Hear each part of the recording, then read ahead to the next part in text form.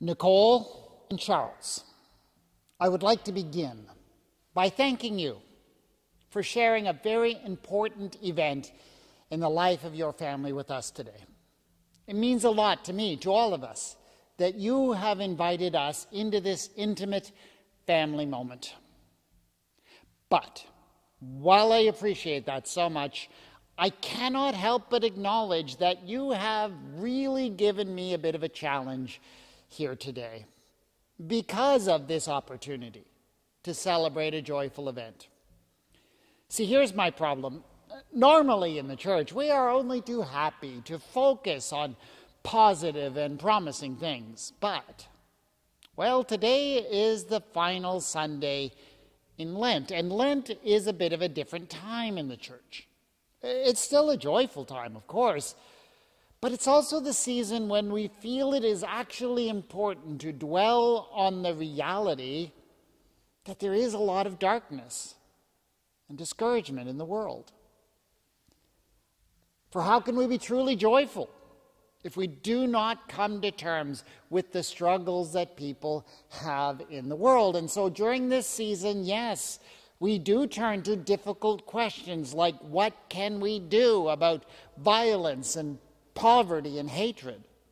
How can we deal with the challenges of living life in this world with all that it can throw at us? And this Lenten season, we have really embraced that struggle because, well, the situation kind of demanded it. As we entered into the third year of a global pandemic, as Canadians became divided over questions about how we deal with the crisis, as we dealt with the reality of war in Ukraine and a less peaceful, more chaotic world, we had to acknowledge those realities. And we've symbolized that during this season of Lent, this growing darkness, week by week, by extinguishing a candle at the beginning of each worship service. And this Sunday, the last Sunday in Lent, is meant to be really the moment when that darkness feels the greatest. It has been the tradition in the church for a long time to read the entire account of the suffering and the death of Jesus from one of the Gospels. And how dark is the world when an innocent man is being tortured to death? And somehow I need to find a way to connect all of that with the joyful, lovely celebration of Charlotte's brand new life. Now, let me be clear here, Nicole and Charles. I'm not blaming you for the timing. You didn't plan it this way. In fact, you tried to make it happen earlier in the year. You even tried to make it work for last week. But, well, guess what happened to all of those plans? The same thing that happened to a lot of plans over the last couple of years. COVID happened. The restrictions and guidelines and the limitations happened. A whole lot of plans got thrown out by a lot of people over the last couple of years, haven't they? But despite all of that, I am glad that we got you here and that we got to do it today. Because I'm convinced that even though you didn't plan for it to work out this way, that God did. God planned it for today. And I'm sure that God has a message to speak to us at this very moment. And that's why we're here. Our reading this morning from the Gospel of Luke shows us Jesus and his disciples at a very, very dark moment. They have come together, apparently to celebrate something. They've come together to celebrate the Passover. It should be a moment of celebration and joy, but it doesn't quite feel like one. Ever since they came down to Jerusalem for the festival, tensions have been high. And the disciples are not complete idiots. I mean, they've seen how much trouble Jesus has gotten into. They understand that he has made a number of very powerful enemies in this city. And it's looking as if the whole story is going to end up in a really bad place, right? Maybe even on a cross. And then in the middle of the celebration, Jesus takes some bread and starts talking about his body being broken. He takes a glass of wine and talks about his blood being poured on the ground. I don't know about you, but this is not sounding like a light and happy celebration. And it kind of feels as if the disciples are in the same place that we are right now at the end of Lent. The stress of this situation is getting to us.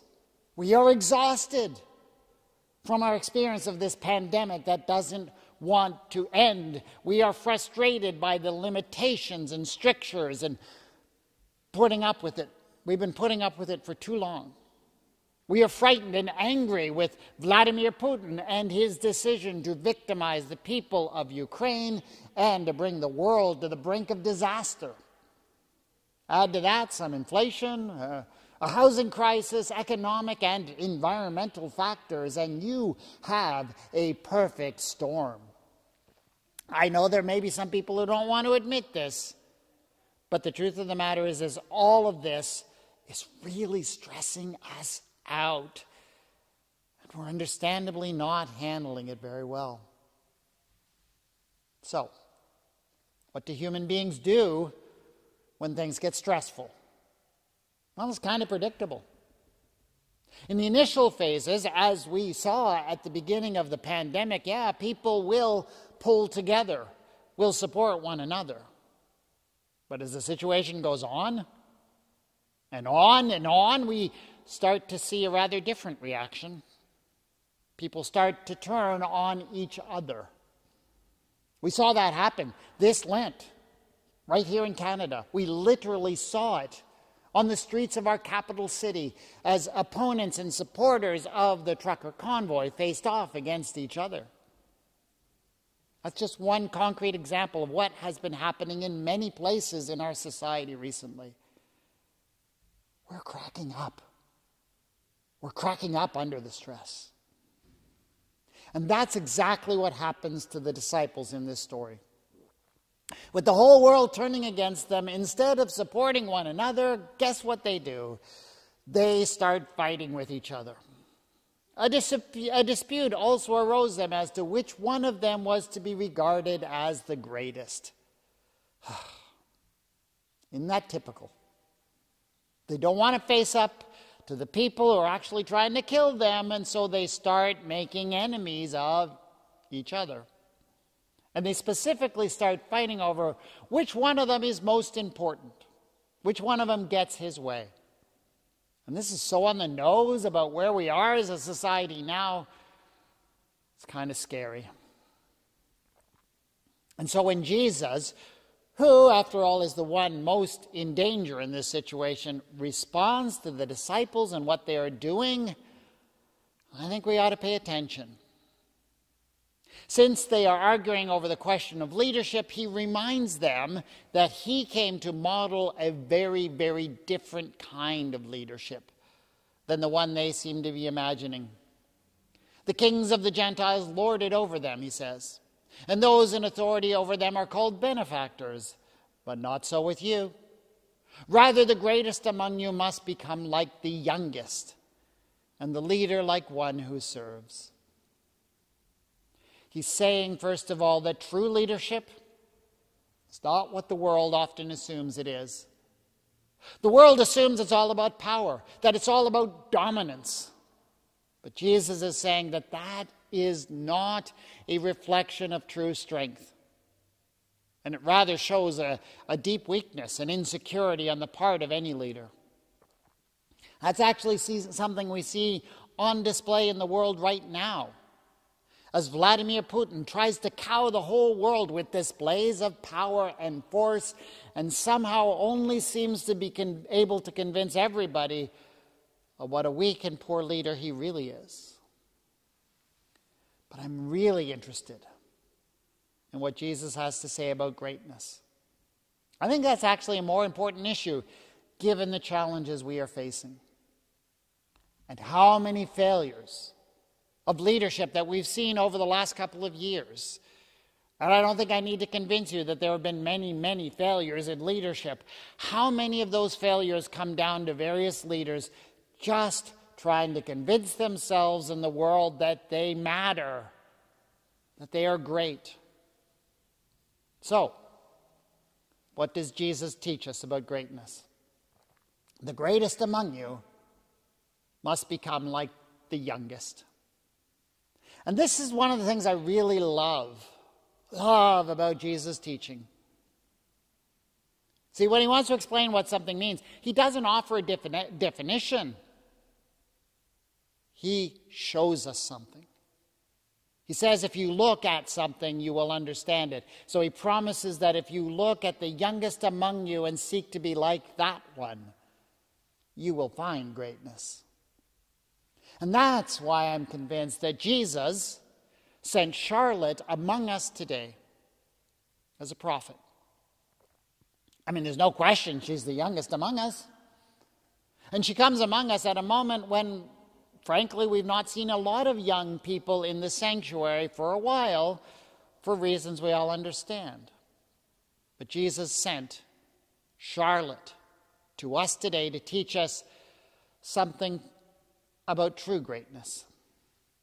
But in order to catch that lesson, I think we actually need to step back and look at the bigger picture that brought her here. It actually all started out with a passion for excellence. Nicole, her mother, had a passion for Highland dance. She wanted to be one of the best. She wanted to be able to represent her country of Canada. And that was a dream that took her to the Royal Edinburgh Military Tattoo, where she danced for Canada in celebration of the Queen's 90th birthday. Meanwhile, in the United Kingdom, Charles was pursuing excellence in his own ways, including serving his country in the military. And his distinguished service led him to a prestigious position of great honor, serving in the Queen's Guard at the Royal Edinburgh Military Tattoo, in honor of the Queen's 90th birthday. Now, was it just random chance that brought both of these people to the same place at the same time as they both achieved great personal accomplishments? Some might say so. I say no. I say it was God's planning, and that God was planning to bring Charlotte here to teach us something about true greatness today. And all of a sudden for them, for Nicole and Charles, that pursuit of personal excellence was transformed into something new, a brand new challenge, a harder one in many ways, of building something together with each other. I asked Nicole and Charles to share with us today what their hopes and dreams are for their little girl at this moment. And this is what Nicole wrote for me. As parents, our hopes and dreams for Charlotte is to live a life, is for her to live a full, content, and happy life. We hope she discovers her passions and hobbies, and may they present her with many opportunities. We hope that she has the courage, determination, and confidence to always choose the right path. We hope that she is resilient throughout all of life's ups and downs and stays true to herself, and that she shines bright wherever she goes. And sure, I know in some ways that's very similar to what other parents might say. But I'm sure you'll agree with me when I say that those words really take on some special meaning when you know just a little bit about the people who are saying them. You know they're people who are going to let Charlotte's personal passions, her desire to realize herself, they're going to let her pursue all of that and do it with the expectation that, yes, something special, something surprising, something unexpected will also happen as a result.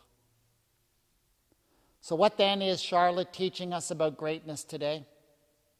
Well, She comes among us in great weakness.